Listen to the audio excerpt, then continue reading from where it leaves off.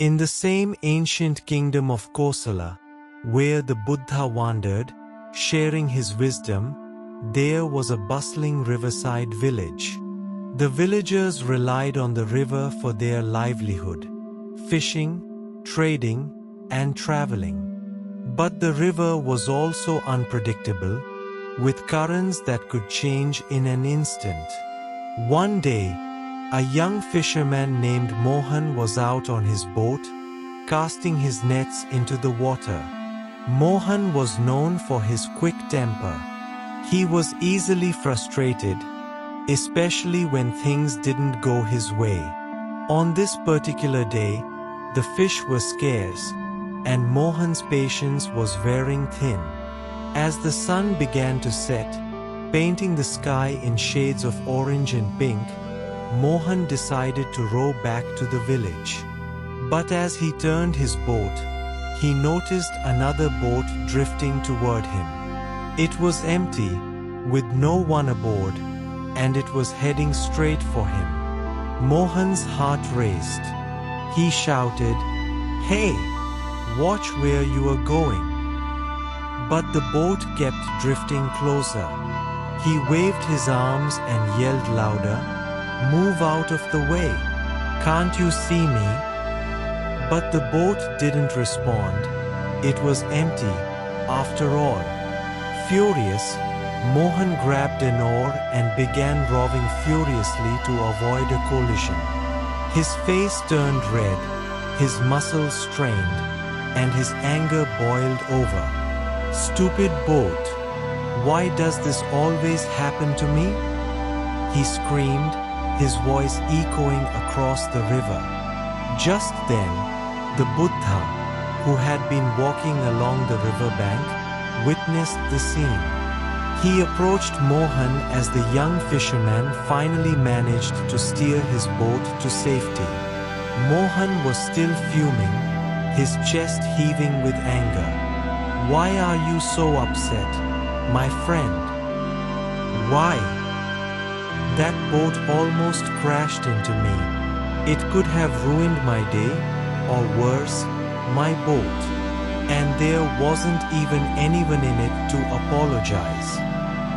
Tell me, Mohan, if the boat had been carrying a person, would you still be this angry?"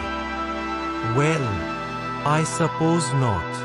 If there was someone, I'd yell at them, and they'd probably apologize or explain themselves." "Exactly. But the boat was empty. There was no one to blame, no one to direct your anger toward. So why are you still holding on to it?" Mohan stood still for a moment, his anger slowly giving way to confusion. He looked at the empty boat, now drifting harmlessly downstream, and then at the Buddha. The truth of the Buddha's words began to sink in. "So, you are saying my anger was pointless? There was no one to be angry at." Anger, Mohan, is often like that empty boat. We think it's directed at someone or something, but often, it's just our own mind creating the conflict.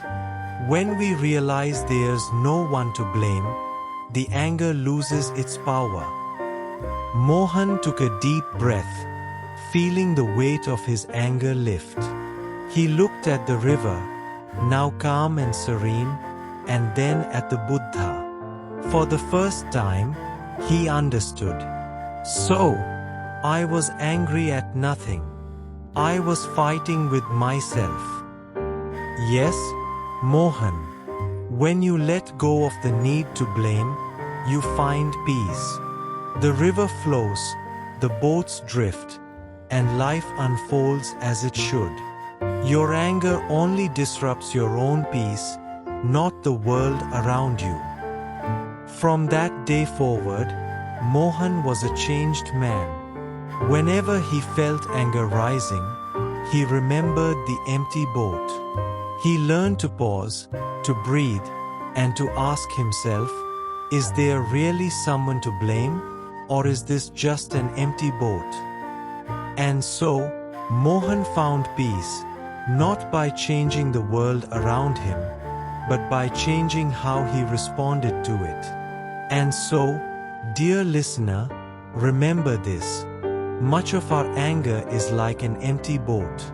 It has no real target, no one to blame. When we let go of the need to direct our anger, we free ourselves from its grip.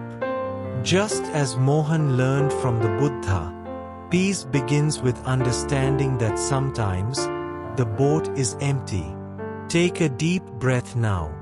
Let go of the empty boats in your life. And know that peace is always within your reach. Thanks for listening.